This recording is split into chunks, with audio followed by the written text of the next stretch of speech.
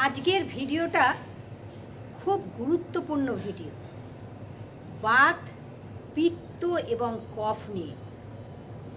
তাহলে আমাদের শরীরটা বাত, পিত্ত, কফ দিয়েই তৈরি। আপনারা তো অবাক হয়ে যাচ্ছেন, এ বাবা আমরা তো কোনোদিন জানি না যে আমাদের শরীর আবার বাত, পিত্ত, কফ দিয়ে তৈরি। দিদি আবার কি বলছেন?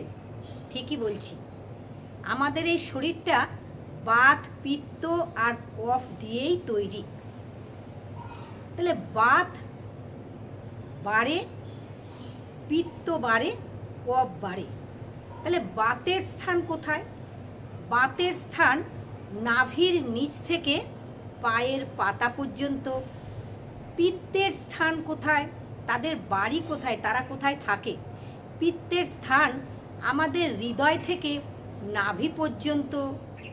কফের স্থান কোথায়? আবার হৃদয় থেকে মস্তিষ্ক পর্যন্ত তাদের স্থান। তাহলে বাতকে কিভাবে দমন করবেন, কিভাবে শান্ত করবেন? কফ বাড়লে কফকে কিভাবে শান্ত করবেন, কিভাবে দমন করবেন? আবার পিত্ত বাড়লে পিত্তকে কিভাবে শান্ত করবেন, দমন করবেন? এই ওষুধটা আপনার কাছেই আছে। কিন্তু এই শান্ত করার ওষুধটা কিন্তু আপনাদের কাছেই আছে, আপনাদের হাতেই আছে। শুধু একটু জানার অপেক্ষায়। ধীরে ধীরে ধীরে ধীরে ধীরে ধীরে বলছি। বাত বাড়ে ভোরবেলায়। কেন ভোরবেলায় তো ব্যথা হয়, সারা শরীরে ব্যথা, হাঁটু ব্যথা, কোমর ব্যথা, পা ব্যথা, সারা শরীর ব্যথা। ব্যথা মানেই বাত, জানিস তো? আমার না খুব বাতটা বেড়েছে জানিস, বাতে আমি আর পাচ্ছি না, আমার হাঁটুটা ভীষণ ব্যথা। তাহলে বাত, এবার বাতকে শান্ত করবেন কিভাবে? বাতকে তো শান্ত করতে হবে না, সে তো রেগে গেছে ভীষণভাবে। তাহলে আমরা দেখুন আপনাদের সুন্দরভাবে বুঝিয়ে দিচ্ছি। সন্তানরা রেগে গেলে আমরা শান্ত করি না তাদের। তাহলে বাতের প্রকোপটা বেড়ে গেছে, তাহলে বাতকে কিভাবে কমাবেন, কিভাবে শান্ত করবেন? আরে বাবা মালিশ করুন। বাত হয়েছে, ব্যথা হয়েছে, মালিশ করুন। মালিশ করলেই তো অনেক উপকার পাবেন। দিদি কিভাবে মালিশ করব? আমার তো মালিশের জন্য কিছুই নেই, আমাকে বাজারে যেতে হবে, মালিশের তেল কিনতে হবে। না, মালিশের তেল যেটা বানাবেন আপনাদের রান্নাঘরেই আছে। আপনাদের প্রতিদিন বলেছি না যে রান্নাঘরটা রান্নাঘর, তো ঠিক কথা, ওখানে প্রসাদ তৈরি হয় ঠিকই কথা, কিন্তু তার সাথে সাথে কিন্তু ওটা ডিসপেন্সারি। ওই ডিসপেন্সারির মধ্যেই আছে কিন্তু সব রোগের ওষুধ। তাহলে বাতকে দমন করবেন। মালিশ কিভাবে করবেন? কি দিয়ে মালিশ করবেন? মালিশ তেল দিয়ে মালিশ করবেন। নামি দামি কোম্পানির তেল তো বাজারে বিক্রি হয়, সবাই জানেন, আপনারা প্রত্যেকেই জানেন। দাদা বাজারে যাচ্ছেন, ওগো আমি আর পাচ্ছি না মালিশের তেলটা, তুমি নিয়ে এসো, যত দামি হোক তুমি নিয়ে এসো। না, আপনার ঘরে আছে মালিশের তেল, আপনি কিভাবে করবেন মালিশের তেল? আপনাদের একটা নতুন মালিশের তেল আগামী সপ্তাহে আমি নিজে হাতে তৈরি করে দেখাবো। আর যেটা আপনাদের কাছে বলি সেটাকে আবার জানাচ্ছি, কেন অনেকে কমেন্টে লিখে জানান দিদি মালিশের তেলটা বলে দিন না, আমি না বুঝতে পারছি না। দিদি একটু ভালো করে বলবেন, দিদি একটু ভালো করে বলবেন, বুঝতে পারছি না। তাহলে সর্ষের তেল নেবেন, খাঁটি সর্ষের তেল, কিন্তু ভেজাল না। খাঁটি সর্ষের তেল 200 গ্রাম। দুটো পেঁয়াজ নেবেন বড়, তেলটা কিন্তু টকবক করে ফুটবে, পেঁয়াজটা কাটবেন, কুচি কুচি করে কাটবেন। আদা নেবেন এতটা, আদাকে থেতো করবেন। রসুন নেবেন 10 থেকে 15 কোয়া, রসুনকে থেতো করবেন। কাঁচা হলুদ নেবেন ঠিক এত বড় একটা, কাঁচা হলুদটাকে ছাড়িয়ে থেতো করবেন। তাহলে তেল গরম হচ্ছে, গরম তেল ফুটছে, ফোটার সাথে সাথে তার মধ্যে কি দিলেন?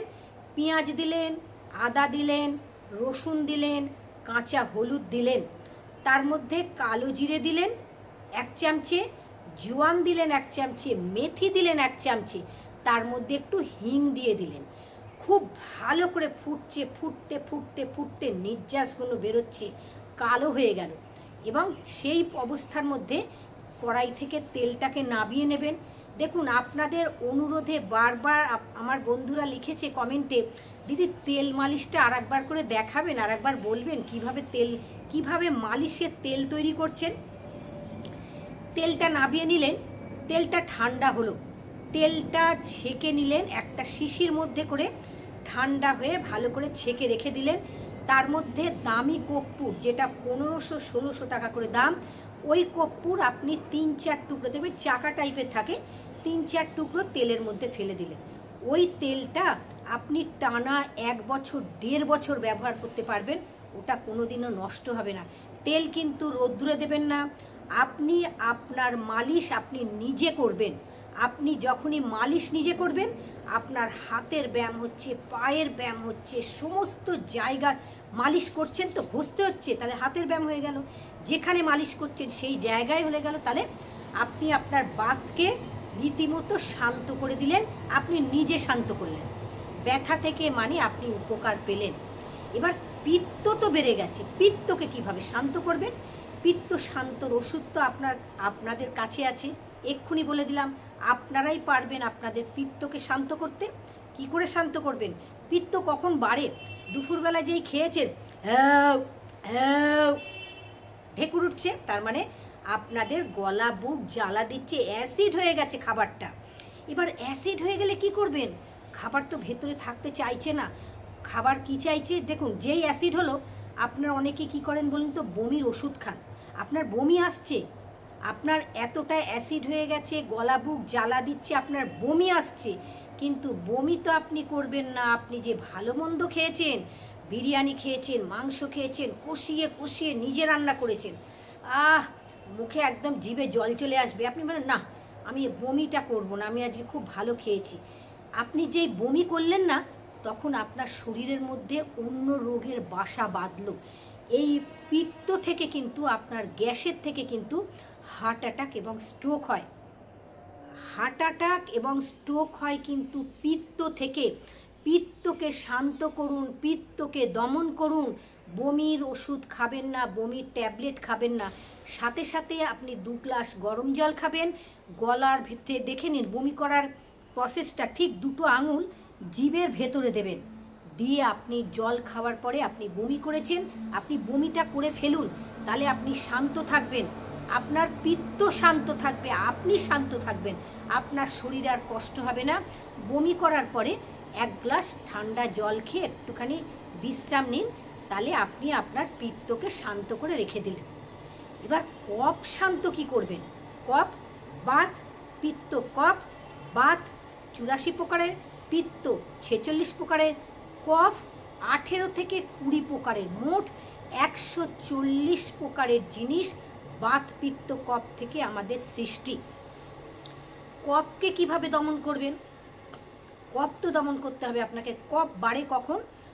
আপনি দেখেছেন আপনাদের বাচ্চারা সারাদিন খেলছে, একটুও কাশি নেই, কিছু নেই, খুব শান্ত, কিন্তু রাত্রিবেলায় যখন বিছানায় শুতে গেছে, তখন কিন্তু তার কফ বেড়ে গেছে। এই কফকে শান্ত করতে হলে ঘুমের দরকার। আপনি যখনই ঘুমিয়ে পড়বেন, তখনই কিন্তু আপনার কফ শান্ত হবে। কফ থেকেই কিন্তু শ্বাসকষ্ট, হাঁপানি, বিভিন্ন ধরনের রোগের সৃষ্টি কিন্তু কফ যদি বেড়ে যায়। তাহলে কফকে দেখুন, কফকে তো শান্ত করতে হলে আমাদের মস্তিষ্ক থেকে রাত্রি যখন শুতে যান, একটা নাইট হরমোন নিঃসৃত হয়।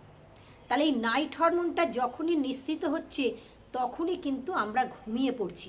আপনি প্রতিদিন রাত্রিবেলা 10টার সময় শুতে যান, আপনার টাইম আছে 10টা, কিন্তু আপনি সেদিন 10টায় শুলেন না, আপনি ঘরের লাইট অফ করে দিয়ে টিভি দেখছেন, মোবাইল ঘেঁটে যাচ্ছেন ঘন্টার পর ঘন্টা।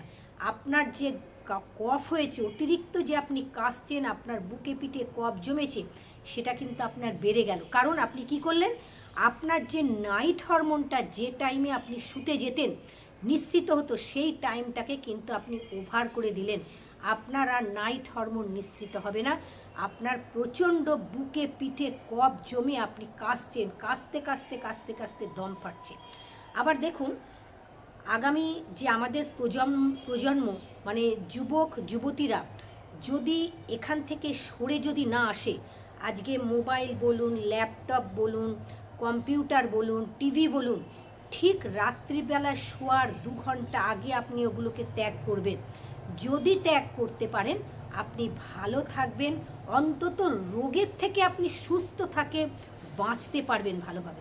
আবার আপনি যখন মোবাইলটা দেখছেন রাত্রিবেলায়, লাইটটা অফ করে দিয়েছেন, লাইট জ্বলছে না, তাহলে একদিকে আপনার চোখের ক্ষতি, একদিকে আপনার ব্রেনের ক্ষতি, একদিকে আপনার কফের প্রবণতাটা বেড়ে গেছে প্রচুর, কফকে আপনি শান্ত করতে পারছেন না। তাহলে আজকে বন্ধুরা তোমাদের কাছে বলে দিলাম যে তোমরা কিন্তু বাত পিত্ত কফকে কিভাবে শান্ত করবে।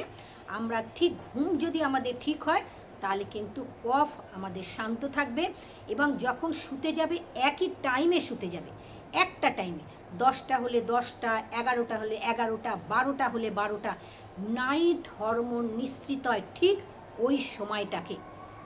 তাহলে আগামী প্রজন্ম, আগামী দিন যুবক যুবতীরা যারা এখন বড় হচ্ছে তাদেরকে এই জিনিসগুলো থেকে অনেক দূরে থাকতে হবে। আমি অনেক জায়গায় ক্লাস চালাই, একজন আমাকে এক দিদি বলছেন যে দিদি আমার না রাত্রির 12টা, 12:30, 1টা পর্যন্ত আমি জেগে থাকি, আমি ঘুম আসে না। প্রথমেই ওনাকে আমি ধরলাম আপনি কি করেন, বললো আমি শুধু মোবাইল দেখি, আমার ঘুমটা আসে কিন্তু ঠিক ভোর 4টের সময়। তাহলে আমি তাকে বললাম যে আপনি ইমিডিয়েট মোবাইলটাকে ত্যাগ করুন, একটুখানি খুব ভালোভাবে শুয়ে থেকে মনকে শান্ত করে একটু মেডিটেশন করবেন প্রতিদিন, দেখবেন আপনার ঘুম ভালো হবে। তাহলে জল, আমরা কিন্তু প্রত্যেকে জানি জলের অপর নাম জীবন, আবার জলই কিন্তু বিষ। জল থেকে কিন্তু রোগের সৃষ্টি হয় 130 রকমের রোগ। তাহলে দেখুন সেই কিন্তু বাত পিত্ত কফের মধ্যেই সব আছে। তাহলে জল যখন খাবেন সিপ সিপ করে, গ্লাসে করে, ঘট ঘট ঘট করে না, ঘুট ঘুট ঘুট করে পানি, ঘুট ঘুট করে জল পান করবেন, বসে বসে পান করবেন, গ্লাসে করে পান করবেন, চুমুক দিয়ে পান করবেন। দেখুন একটা কুকুর, তার যখন অ্যাসিড হয় সে কি করে বলুন তো, সে তার ভোরবেলা ঘুম থেকে ওঠার পরে তে দরজাটা আঁচড়ে তার মনিবকে বলে দরজাটা খোলো আমি বমি করব। তাহলে একটা কুকুর বলছে আমি বমি করব, কি খেয়ে বমি করবে, সে ছুটে ঘাস খেতে চলে গেল, সে ঘাস খেয়ে বমি করলো। আমরা মানুষ, আমরা ডাক্তার, আমরা ইঞ্জিনিয়ার, আমরা ব্যারিস্টার, আমরা চাঁদে যাচ্ছি, আমরা প্লেনে উঠছি, কিন্তু আমরা জানি না আমাদের যখনই অ্যাসিড হলো আমরা সাথে সাথে কিন্তু ঘুম থেকে ওঠার পরে কিন্তু অ্যাসিডের ওষুধ খেলাম। তাহলে বন্ধুরা আজকে আপনাদের বাত পিত্ত কফের সম্বন্ধে জানালাম, আপনারা কিভাবে জল খাবেন বলে দিলাম। অ্যাসিড হলে কি করবেন, তাহলে কুকুরটা কিন্তু বমি করতে গেল কেন, তার অ্যাসিড হয়ে গেছে, রাত্রের খাবার তার হজম হয়নি। তাহলে আমরা মানুষ কি করছি, আমার যখনই বমি আসছে আমি একটা বমির ওষুধ খেয়ে ফেলছি, কিন্তু না, আমরা তো শিক্ষিত, আমরা লেখাপড়া জানি।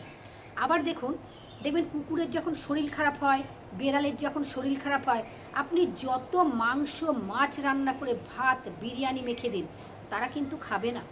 ওই আপনার ভাতটার সামনে তারা মুখটা গুজে বসে থাকবে। তাদের যে শরীর খারাপ হয়েছে, জ্বর হয়েছে, যে কোনো তাদের একটা শরীর খারাপ হয়েছে, আমরা মানুষ কি করি, আমাদের শরীর খারাপ হলে আমাদের মুখে রুচি আসছে না বলে আমরা কিন্তু রসিয়ে কষিয়ে খাই। তাহলে একটা জীবজন্তু আর আমরা মানুষ, তাদের সাথে আমাদের কি কোনো তফাৎ আছে? দেখুন কুকুর বেড়াল কিন্তু জিভ দিয়ে জল চেটে খায়, আমরা মানুষ, বাঘ কি খায়, বাঘ খায় মাংস, বাঘ মাংসাশী প্রাণী, কুকুর বেড়াল মাংসাশী প্রাণী, তারা কিন্তু জিভ দিয়ে জল কি করছে, চেটে খাচ্ছে। আর দেখুন ছাগল, গরু, ভেড়া এরা কিন্তু জল চেটে খায় না, কি করে খায়, চুমুক দিয়ে খায়। তাহলে আমরা মানুষ, আমরা জল চুমুকে খাচ্ছি, আমরা কিন্তু মাংস খাচ্ছি, মাছ খাচ্ছি, ডিম খাচ্ছি। তাহলে এই হচ্ছে মানুষের সাথে আমাদের পশু পাখি জীবজন্তুর সাথে তফাৎ। সবাই ভালো থাকবেন, সুস্থ থাকবেন। আপনাদের কাছে আগামী দিন আবার একটা নতুন ভিডিও নিয়ে আসছি। ভিডিওটাকে ভালো করে দেখবেন, লাইক করবেন, শেয়ার করবেন, কমেন্ট করবেন। আপনি যেমন এই ভিডিওটা দেখে অনেক কিছু শিখতে পারলেন, আপনার পাড়া প্রতিবেশী আত্মীয় স্বজন যারা আছে তারাও যেন এই ভিডিওটা দেখতে পায়, তারা অনেক কিছু শিখতে পারবে।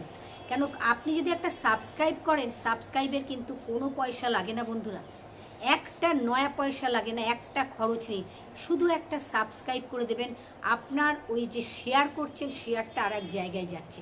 ভালো থাকবেন, সুস্থ থাকবেন।